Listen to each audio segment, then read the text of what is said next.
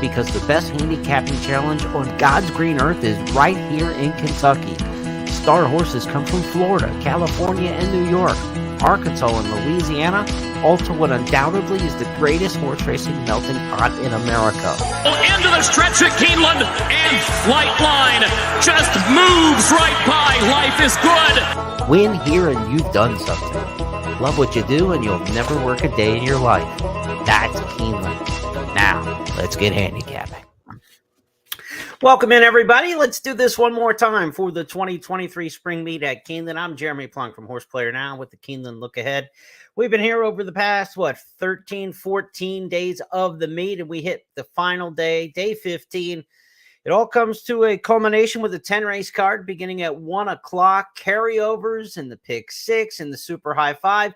Everything must go because it's closing day of the meet before they move to Churchill Downs on Saturday. So it's a good time to be playing the races. Now, look, admittedly, I've had a lot of bad days this meet. It hasn't been good. Today was good, though. 4 winners on top today. So that's momentum into this closing day card. Maybe some confidence that we could take down that carryover pick six. I joked with somebody earlier today that I hit the pick six last week. It only took me 5 days to pick the 6 winners. That's the problem sometimes.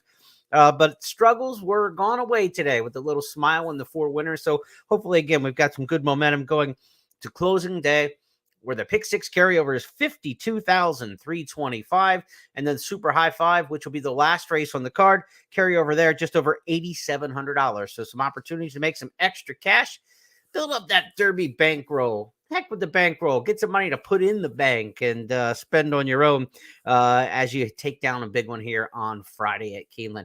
Now, weather is iffy. It just absolutely is. Overnight rain's a certainty. Supposed to be storms in the morning, maybe clear off and be okay for the beginning of the card. Looking at the hourly forecast as the day goes on, maybe it gets a little bit better. We shall see. There are 4 turf races scheduled on this 10-race card, so cross our fingers. I would imagine the Bewitched Stakes is pretty safe, graded stakes. It takes a lot to come off the turf.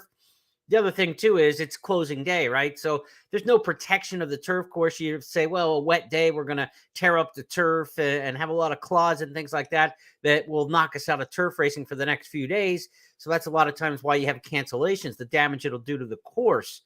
That's not really the problem here at all, where we have 6 months off until October racing returns at Keeneland. So I would imagine they'll try to keep everything they can on the grass, but if races are going to come off, turf sprints generally the first thing that come off the grass, and one of the reasons, whether it's Keeneland or anywhere else, a turf sprint usually have a big field, and they're running all the way across the track of the turf course on the backstretch, right? Usually in a route race, you'll get single file, 2 deep, 3 deep, and it's really the only inside 15 feet of a course that really gets kind of chewed up. In a turf sprint, they're spread all the way across the backstretch, starting gate of 10, 12 runners, and they rip up a lot more turf in a turf sprint on the backstretch. So often if you're going to see a race come off the turf, it will be a turf sprint. Of course, safety of the horse is always of the utmost importance. If it's slippery, if the horse isn't up to snuff, they're going to take the races off the turf regardless whether it's closing day or not. But again, we don't have to worry about the conditions of the course tomorrow, the next day after that. When we look at Friday's racing, all we got to do is get through this 10-race card. So with handicapping tonight, we're going to be a little tentative perhaps on the turf races. When we get to the turf races, I'm going to give you a little bit of a dirt alternative, but it's very hard for a public handicapper to handicap in advance for an off-turf race because you have no idea who's going to be left in the race. It's easy to say, well, this horse has entered main track only, but who are they up against? How can you? I'm a pace handicapper, so if I don't know who's in the field, it's very difficult for me to put together a race shape, right? I mean, who's going to be left? There could be 3 speed horses left in the race. There could be 1 speed horse left in the race, and that's where my handicapping would go towards a lone speed situation. But you have no idea how a race may, when it comes off the turf, end up in the entries when we actually get to the starting gate. So we'll be a little versatile on the turf races tonight and try to give you some hints and horses you may want to consider in the event that we happen to be off the turf. A couple things before we get to this closing day 10-race card, and we'll share the picks of all the public handicappers at Keeneland. Jockey trainer races. If you've seen this act before, you have. Every Keeneland meet 2020 forward since the fall of 2019 has come down to the same 2 guys for leading jockey and the same 2 guys for leading trainer. Since 2020 at Keeneland, the leading jockey during the spring or fall meet, for that matter, has either been Luis Saez, or Tyler Gaffalione. They enter closing day 18-18 in the standings because of a 3-win day today by Luis Saez. He's finishing strong. He'll try to win the title. Saez, Gaffalione, again, they've won every jockey title at Keeneland since Julien Leparoux won the fall meet in 2019. Fall meet of 2019 was also the last time we had a leading trainer at Keeneland that wasn't named Brad Cox or Wesley Ward. They hit closing day in almost a deadlock. Ward has 12 wins. Cox has 11. Now, Ward has the advantage in trying to win this title because he's got 5 horses in on the program Friday. Brad Cox just has 1. Cox got a victory today. Ward got a victory today, so the gap still stays 1 going into closing day. Brendan Walsh didn't make any dent. He can't win the training title here. It is up to Ward and Cox, and Ward has the advantage with 5 horses on the card. Again, just 1 in for Brad Cox.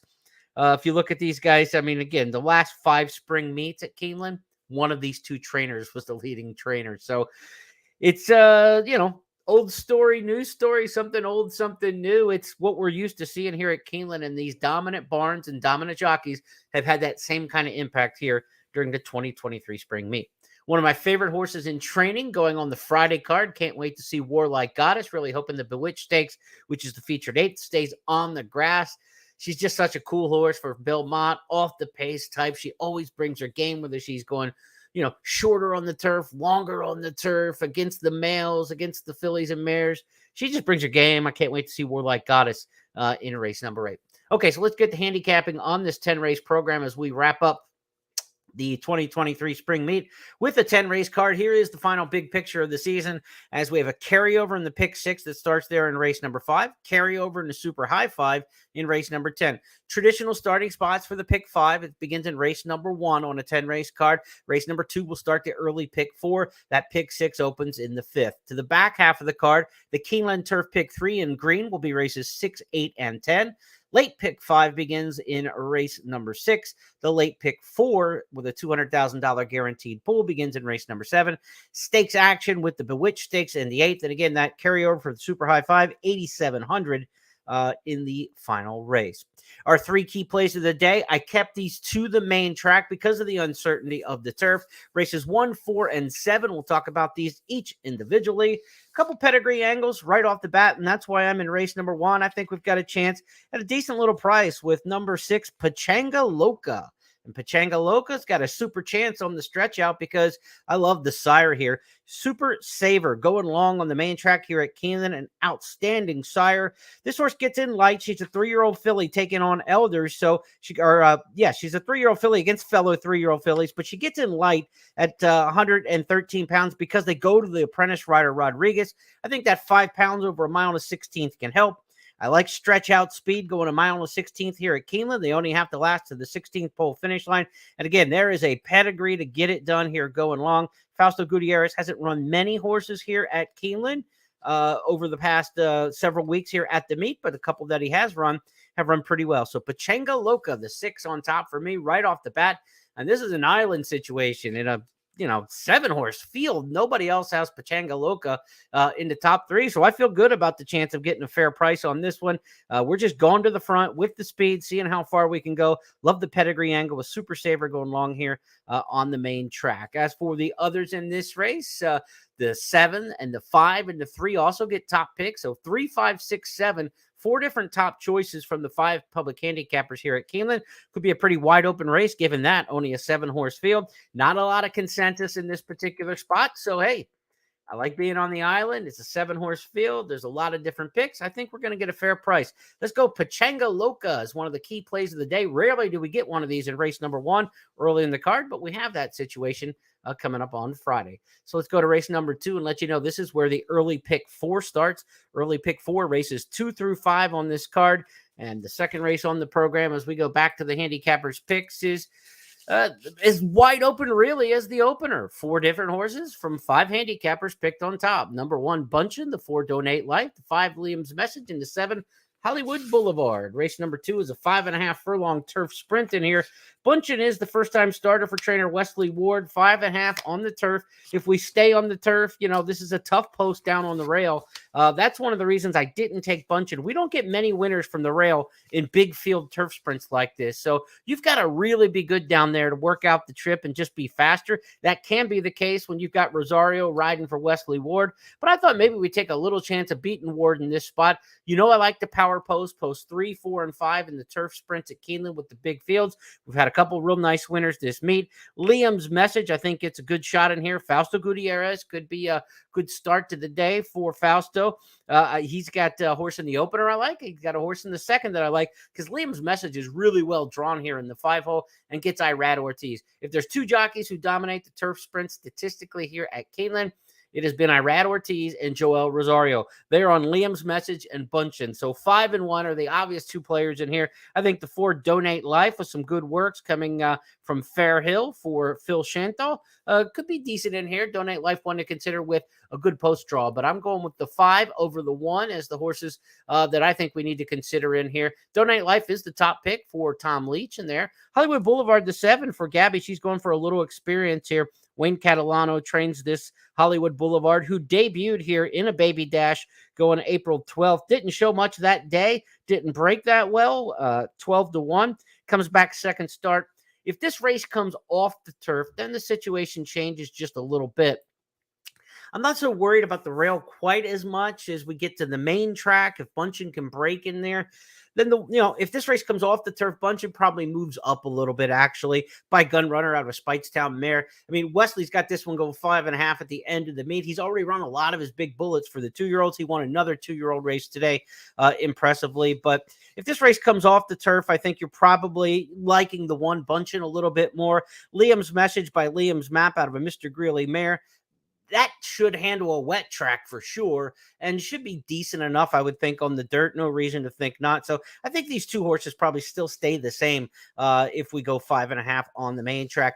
5.5 on the main track, the run into the turn, I think you get a little bit more, a little bit more speed crazy, I think, than on the turf a horse can finish. On the main track, you want to get to the lead going 5.5, but it's hard to tell with all these first-time starters who's going to end up breaking. So little indecision in race number 2. Not one of my key plays of the day for sure.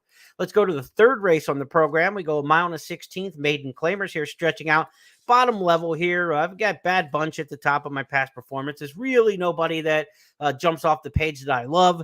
Viewers' discretion kind of takes on 4-year-old taking on 3-year-olds. And I thought that might be enough to put this one over the top. Has to give 8 pounds in the weight, but viewers' discretion. Going long at 1.16 mile, I think you probably want the older horses over the 3-year-olds in this spot. So viewer discretion is kind of a horse we've all defaulted to. You got 4 of the 5 handicappers all picking this horse on top. DDB, the 5, is the top pick for Tom in here. I'm not wild about anybody in this race, and I don't think you need to go crazy here. There are other bets that are better than this one. This race is a lot of indecision about it. This might be one for visual handicapping because they're kind of bottom level maiden claimers. Who's feeling good today? Who looks good in the paddock? Listen to Scott and Gabby on the handicapping show, on the simulcast show live. Who's looking good warming up on the track? That would be a horse who feels good. These are not going to be like star horses in this race. Nobody wants to be a maiden claimer going long. They just end up in maiden claiming route races. So it's not Mr. Right. It's Mr. Right now. And that's what we're looking at here. In fact, Mrs. Right and Mrs. Right now, because these are fillies and mares. But viewers' discretion a pick in here, but not one I'm wild about. Street Sense of Sires had a really nice meet. Saffy Joseph gets replenished on this track for the first time at Keeneland. This horse has been running on synthetic and turf. Those horses tend to do well on an off track. Street Sense on an off track, I like the sound of that. The 7 Replenish, if it rains and we've got a really sloppy go here, this is a horse who could like the track. Wasn't in my original top 3 in this race. I've got it 4-2-5, but I think you could throw the 7 in there. This is a race you want to spread out. The more sloppy the conditions, perhaps, the more shot that you would want to use a horse like the 7 in there. As far as 4-2-5-7, at least 4 deep, I think you want coverage in race number 3. Let's go to the 4th on the card, and the 4th race is one of my top plays of the day coming up here. And I'm going to take a shot on top with Freeze Pop. Nobody else has Freeze Pop on top. Only 7-2 in the morning line, but the fact that nobody else has the 7 anywhere anywhere in their top 3. And again, this isn't a huge field size. In a field of 7, again, I've managed to land on a horse nobody else has picked on top. Now, this is a non-winners of 2 claiming lifetime race, and you know how I like these races. A horse who's got the best maiden win in a non-winners of 2 lifetime. We've talked about this a couple times during the course of the meet. The top maiden win in this race, no doubt in my mind, goes to Freeze Pop, winning here for $50,000 back in the fall meet in October. Freeze Pop is by Candy Ride. So you know the Candy Ride's like Keeneland, already a win over the track. You know you're going to like the track. You know you've got a pedigree here to play at a mile and a 16th, no doubt about it. Already won at a mile and an 1/8. So a lot of the variables are out of the way for Freeze Pop. You get a good speed jockey in Gerardo Corrales. Expect this one from the outside to try to go. And the best maiden win in the field of non-winners of 2, that puts me on the 7 Freeze Pop, one of my key plays of the day. Now, there's some other horses in here dropping out of allowance races. This horse looks like he fits for this level. Claimed last time out off a 4% trainer. That's another good angle. Eric Foster, 16% trainer. When you see a horse claim last time out, is the percentage of the new trainer better than the old or vice versa? That might tell you how a horse's form may go up or down. If a 4% trainer was getting decent performers out of Freeze Pop, what a 16% trainer might do is getting an even better performance. So Freeze Pop, one of my key plays of the day, race number 4. It's the 7 horse on top. Also got Odds on Tony in the mix in here for Kenny McPeak, who's had a pretty good meet. Let's see who the other handicappers have in race number 4 as we look across the way. The 1 Flute Master, the 2 Malibu Mike, the 4 Odds on Tony, the 6 Mayfield Strong, and the 7 Freeze Pop. What the hell's going on here? This is a field of 7 and 5 different picks on top. Maybe it's because it's closing day. We're all going different directions, right?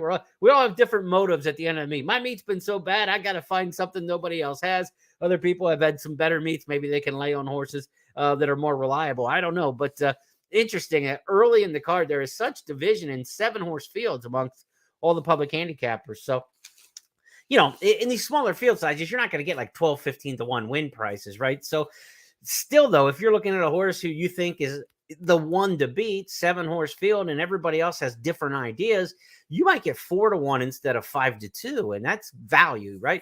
It's all about the horse at the right price. So if you think a horse is 2 to 1 to win the race and they're 4 to 1 on the tote board, that's great value. That's what we call an overlay. The price is over what you expected it to be. An underlay is when the price is under what you expected it to be. Say you look at a race and you say, I love this horse. He should be about 4 to 1 and he's 2 to 1. Those are the kind that even if you like them, the best bet is to pass and not play those horses that are underlaid prices. You're looking for horses to fit the price that you have in mind for them. Let's go to the 5th race on the card, and this is going to start that carryover pick 6. Again, pick 6 carryover, $52,325 going into the closing day card. It's going to start in race number 5, and this is a stakes race, maybe even a graded stakes race, disguised as a 3rd level allowance race. Great field here. Field of 6. You got Dash Attack in there, who won the Long Branch at Monmouth, the Smarty Jones over at Oaklawn. You got horses coming out of the Challenger Stakes down at Tampa Bay Downs in the Reds and Business Model. We the People last year won the Peter Pan by 10 lengths prior to the Belmont Stakes for Todd Pletcher now. There is a lot to like in this field. Britain's Kitten coming off a win at Fairgrounds last time. Excellent field, race number 5, but We the People is a standout to me in this spot. 3 horse with Irad Ortiz. Rudolph Brisset was the trainer last year. Windstar Farm, Bobby Flay and company turned the controls over to Todd Pletcher. This horse has been working really well at Palm Beach Downs. Gets a 1.8 miles for the comeback. That's not the easiest comeback distance, but when you talk successful 1.8 miles dirt trainers at Keeneland, nobody's close to Todd Pletcher in terms of number of victories at 1.8 miles on the main here. I would expect We the People to be very, very difficult to beat in this spot. And if it comes up wet, you can just, I think this horse, I mean, the Peter Pan was listed as a good track seal, but that was a wet track that day when this horse ran off in the Peter Pan by 10. If it's a wet track, We the People even moves up further on it. Certainly the horse to beat. Dash Attack, the 1, loves a wet track as well. That would be the other one to use. The sloppier the conditions, the better for Dash Attack. So to me, it's 3-4 hero status. I like in here a bit. The 2 Business Model for Brendan Walshbarn, who's had a fantastic meet. But again, the wetter it gets, the more that 1 Dash Attack would be in your consideration for the exotics. But I'm talking underneath exotics because I would just single We the People in here in race number 5. And, you know, looking at the public handicappers, we couldn't agree on much the first 4, but we're pretty much in agreement on this one. Hero Status, my second pick, is the top pick for Gabby. So if you're going to try to beat the favorite, maybe do it with the 4. Again, not a lot of love in here for the 1 Dash Attack, but as we do our handicapping 24, 48 hours in advance for the different publications that we have to do it for, the wet track factor for Dash Attack is going to factor into your handicapping in here. I can't imagine that Dash Attack wouldn't be in anybody's pick top 3 if we knew this race was absolutely going to be on a sloppy track. Let's go to the 6th race next up on the program, and the 6th race is going to kick off the late pick 5 and the Keeneland Turf pick 3. Keeneland Turf pick 3, a little bit in jeopardy. Will we have it? I think if they take races off the turf, we still keep the turf pick 3 as long as we have one of them on the grass. So keep an eye on the updates, the changes tomorrow morning. The Today at Keeneland show at 11:30 a.m. Eastern with Scott and Gabby. We'll give you updates on that sort of thing. Keeneland social media channels as well. But I think we'll have a Keeneland Turf pick 3. Maybe some races do come off, but I think we'll still have the turf pick 3. 6th race is a 1 3/16 maiden special weight. This is a very tough race for any public handicapper because, again, we don't know if we're going to stay on the surface. And there's also some also eligible horses you really got to consider. The 16 Sri Lanka may absolutely be the horse to beat if she draws into the field. She's in the 16 hole. Again, it's a random draw for also eligibles. So it could be any one of the 4 also eligibles. Just because you're 16 doesn't mean you're less likely to get in the field than the 13, 14, or 15. That's a random draw at that point. But if the 16 Sri Lanka gets in, an absolute contender here in race number 6. I didn't put the also eligible in because I'm trying to handicap the race on the main body of the field to start out with. I went with the 8 Salabia for Brendan Walsh and Tyler Gaffleone. Strong connections at the meet. They've done so well. Blinkers on here. I like the Gulfstream Turf horses. They haven't been as dominant here on the grass in the spring as we've seen in some past meets. The Turfway horses have completely outrun their odds. If you want to get a bombshell here in the last day of the meet, another one, it would be a Turfway horse coming off the poly or the Tapeta now, coming off that synthetic surface and running on the turf. Those horses have come in at big prices. I'm still maybe stubborn with that, but the quality of the Gulfstream Turf horses I prefer. Salabia, the 8, I've got on top in here. The 12 horse Towerette also comes in from Gulfstream. A really nice debut, and the 12 might be the top pick, Rosario and Clement under most circumstances. But the Christophe Clement horses have run, frankly, poor at the meet, which is not expected from his barn. But the ones he sent here to Keeneland have really not done much. A couple had like lone speed situations and backed up and didn't even hit the board when they were lone speed in the race. So I'm a little leery on the Christophe Clement horses, but he's a great stamina trainer usually. If this course takes a little bit of water and they're going a 1 3/16 and it's a heavy track, you want that stamina in the in the horse and in the performance. So Tower at the 12 certainly has to be considered. The 9 Pure Country, Vicky Oliver trained, should be coming from Off the Pace. Pure Country, one of my favorite albums. If you've never seen the movie with George Strait, one of the great soundtracks of all time. I threw Kenny Rogers at you the other day. I'm giving you some George Strait tips there with Pure Country. Not the reason I like the horse, but just fun to talk about. Let's go next up here on the program at Keeneland. We're going to move on to race number 7. Going to start the late pick 4. As I notice, I've got some past performances out of order. I'm going to try to reshuffle my papers here and get them set. I've got race 10 popping up here in my race 7 order. So let's switch that around a little bit. 7th on the card now. This is back to the main track, and this is one of our key plays of the day. One, because we've got a nice deep field to work with. We're on the main track. We feel like this race can hold together without a ton of scratches. And I really like the 3 in here at Castle Warden for Brad Cox. Bet the 3 to 5 in the debut. This is a Into Mischief colt, second-time starter. These are just the kind of races Brad Cox wins here at Keeneland. He's got 1 on the card today. It's closing day. He's trying to win the title. Maybe Wesley Ward won't pull away from him early in the card, and this might be an important race where he could even himself up with Wesley Ward and tie for the title. Cox can't win it. He's only got 1 on the card, and he's 1 behind going into closing day, but he could tie it with Castle Warden, and I think this horse will get the job done. So I really have a reliable feel for Castle Warden winning this race. We've got a big field of 12, so if you like to play tries and supers, this is your race of the day. A horse you trust on top, spread your wings underneath. And if you get the big price in second, that tends to pay a lot more than when you get it in third. So it's 3 with a couple horses you like in third. That's the way to try to attack to get the biggest price possible. I think the 5, the 7, the 6, the 2, and the 10 are all logical horses. You could play something like, 3 with those runners. 50-cent combination. Hope you get some big bingo in the middle, and you might be turning a ticket that's, I don't know. Let's see, what do we got? 5 by, it'd be like a $27 ticket. You might be turning a $27 ticket into a couple $100 by doing it that way. So 3 with a big price in the middle, and then the logical horses finishing in the third spot. That's how I'm going to attack race number 7. Really, a trifecta race that you want to go after. I think it's also a race that kicks off the late pick 4. I think in a deep field with some other decent options in here, I think you take the Brad Cox horse and you don't mess around.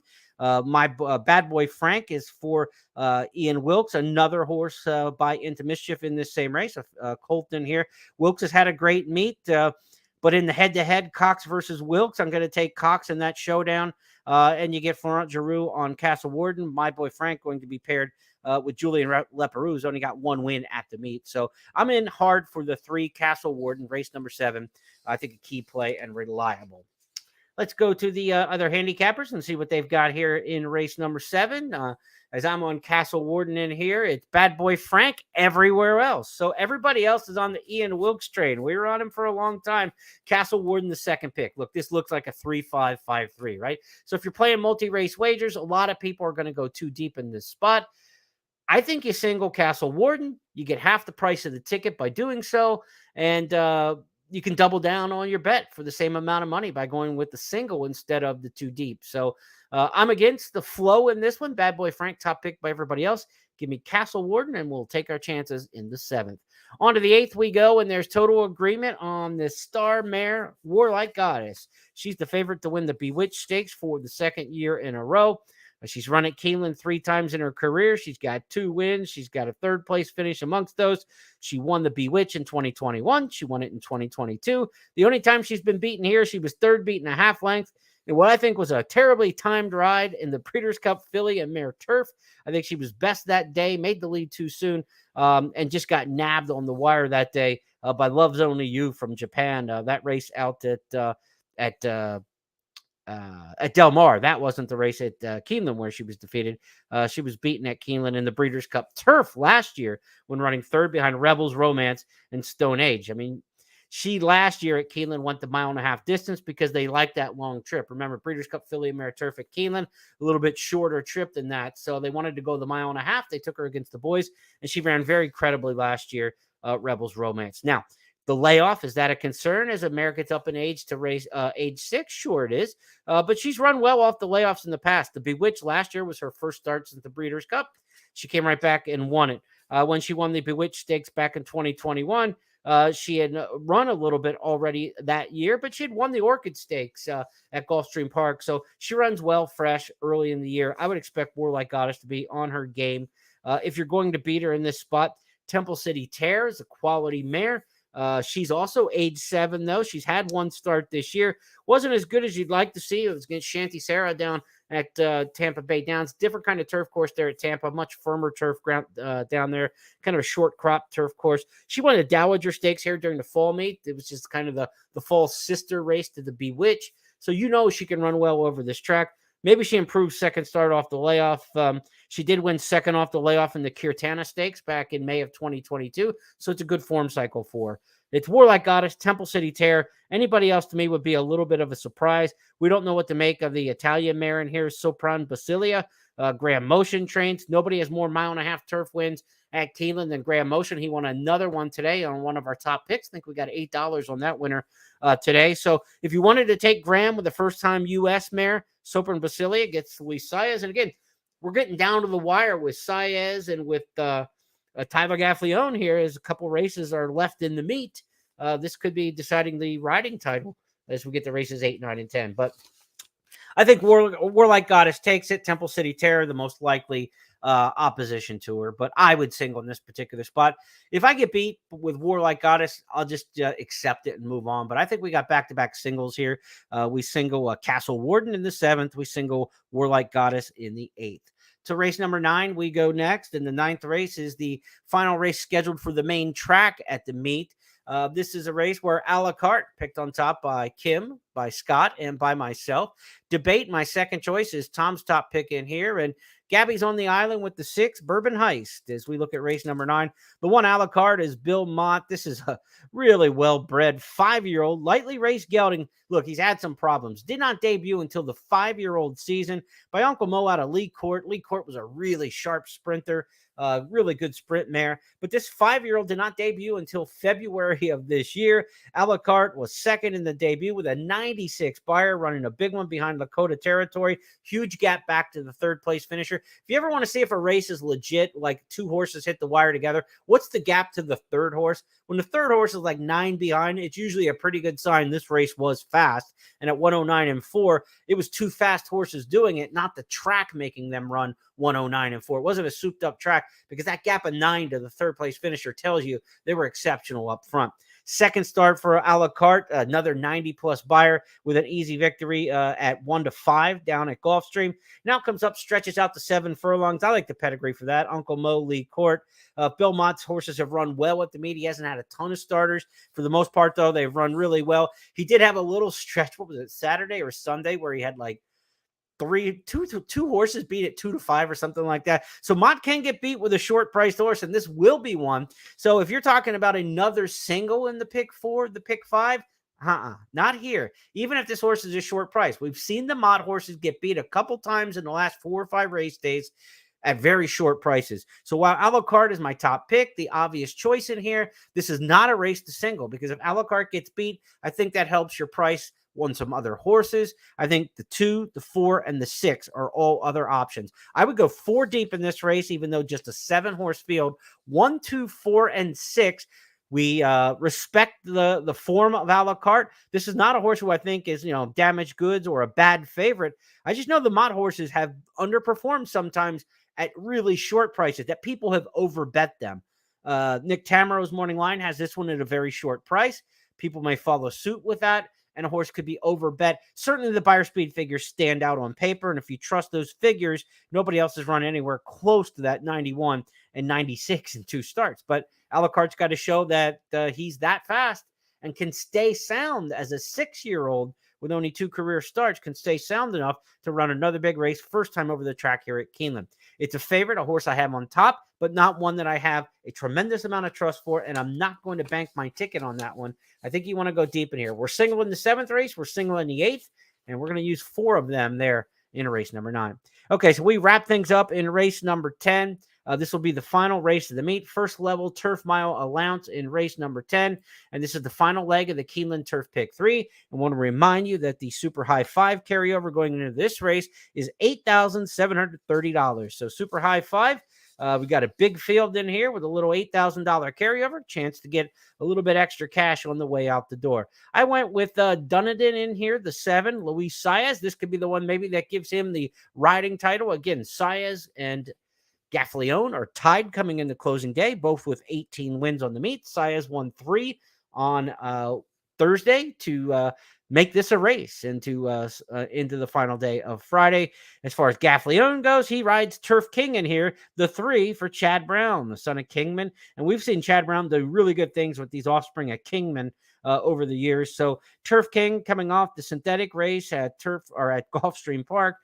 If this race comes off to the dirt and it's a wet track, I'm not so sure Turf King is the kind of horse who's going to want to run on wet dirt, with that pedigree. Dunedin, on the other hand, Munnings, Hold Me Back, pretty versatile sire. I would think Kelsey Danner, also a barn. Like, look, too, I mean, this is part of the consideration, too, when a race comes off the turf, right? Who are the connections? Chad Brown's got a million places with Belmont opening and everything like that where he could run Turf King. If he doesn't want to run this horse on a wet track, he's got a million good options. Kelsey Danner's got a chance to be a favorite or a major contender to win a race at Keeneland. If the race comes off the turf, Kelsey Danner still has a big chance at a $110,000 purse for what could be a horse who's, really strong for this stable. Dunedin is a horse who's stakes placed already, and this is a good one for the barn. So $110,000 purse, some of the big favorites may come out. If this race goes from turf to dirt and they go on a sloppy main track, There's a good chance Turf King doesn't run, and a horse like Dunedin does because of the connections. They're in a little bit different situation. Doesn't mean that they're taking any risks or anything like that. It's that they've got a good horse in a barn that doesn't have a ton of good horses.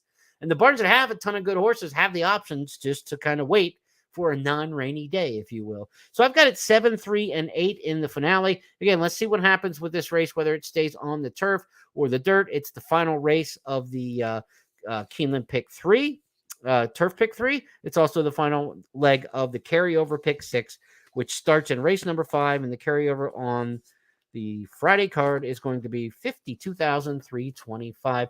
Other top picks across the way. Dunedin also for Gabby. We've got More Than Looks for Kim and Tom. And Wico for Scott. So 11, 5, and 7. I'll get top billings here. A lot of people got Turf King in second. Maybe we're all getting cute. When everybody picks the same horse to run second, I've said this before during the meet, look at your public handicappers. Whenever everybody picks the same horse to run second, they're pretty much saying this is the best horse in the race, but we're going to try to get cute and beat them. We'll see what happens with Turf King in the finale for the spring meet. That wraps things up. It's been a pleasure here. This is my 30th meet at Keeneland that I've worked. 15 years going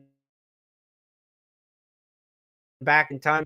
Winners haven't come as prevalent as they have in other meets. You know, look, we showed a tremendous flat bet profit last spring. We showed a tremendous flat bet profit last fall. And we've shown a tremendous flat bet loss here during the 2023 spring meet. Always try to be honest with you. Finished up with a good day today with 4 winners. Let's finish the card on Friday with a big win. A lot of winners, cash some tickets, and head into Kentucky Derby week with a lot of momentum. You can follow me at Horseplayer Now and horseplayernow.com throughout the course of the year, not just during Keeneland. Got a lot of information, some of our old night school handicapping school lessons still up on the website there that you can learn more about the game. Be sure to check out on Twitter at Horseplayer Now anytime. Be happy to intersperse with the fans and try to help people out in this game of horse racing. Good luck on Friday. Good luck in the Kentucky Derby. And God willing, we'll see you back here in the fall meet for the 23 fall meet. First Keeneland look ahead. It'll probably be on a Thursday for a Friday card, I'm guessing sometime in October. Good luck, everybody. We'll talk soon.